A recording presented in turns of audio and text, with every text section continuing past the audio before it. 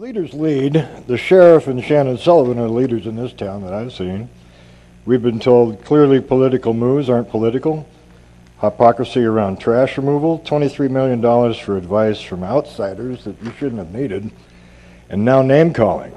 Will you both now agree, for the sake of all of us, to agree to disagree, run on your own merits, tell us the truth, and leave the mud in the puddle where it belongs?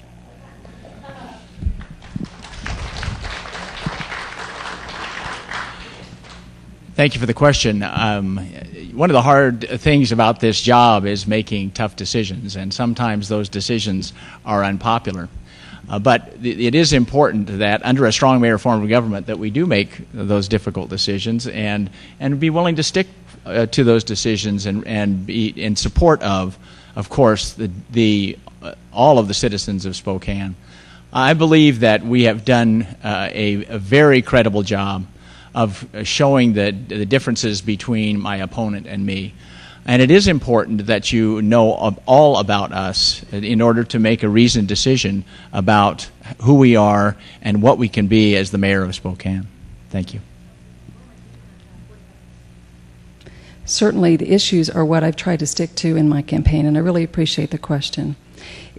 As we have differences of opinion about the issues, then what really becomes apparent is our character and our approach and our leadership style.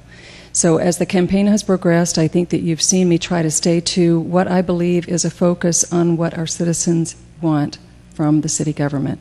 It's what they want from the mayor.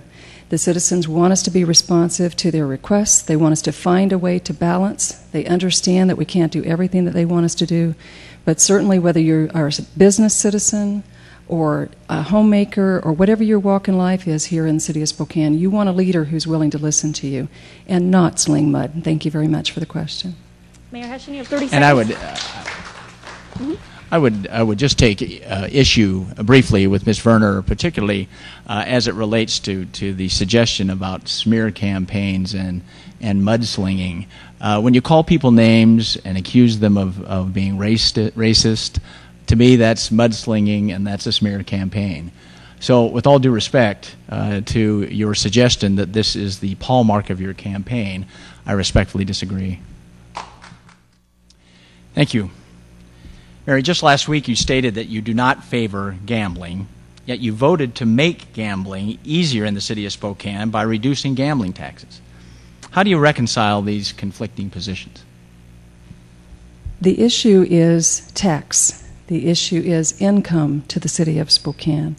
And I recall, Mr. Hession, when you were on the council when this issue came up, and what we were faced with was the county reduced their gambling tax to 5% just outside of our city boundaries. And we were left with businesses moving outside the city boundaries, taking with them their tax revenue, their jobs, their benefits, and their charitable contributions.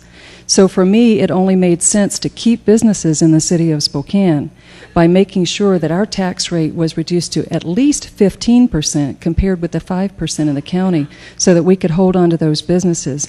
Now, you've painted me as an anti-business candidate, but I tell you that's a good exhibition of how I am willing to keep businesses in Spokane. You have 30 seconds if you want it. Thank you. I would just disclose to you that, first of all, we were sort of being held hostage by the people who were threatening to move into the county, which I did not take lightly. And secondly, I voted no to reducing those gambling taxes for the very reason that it would encourage gambling inside the city of Spokane.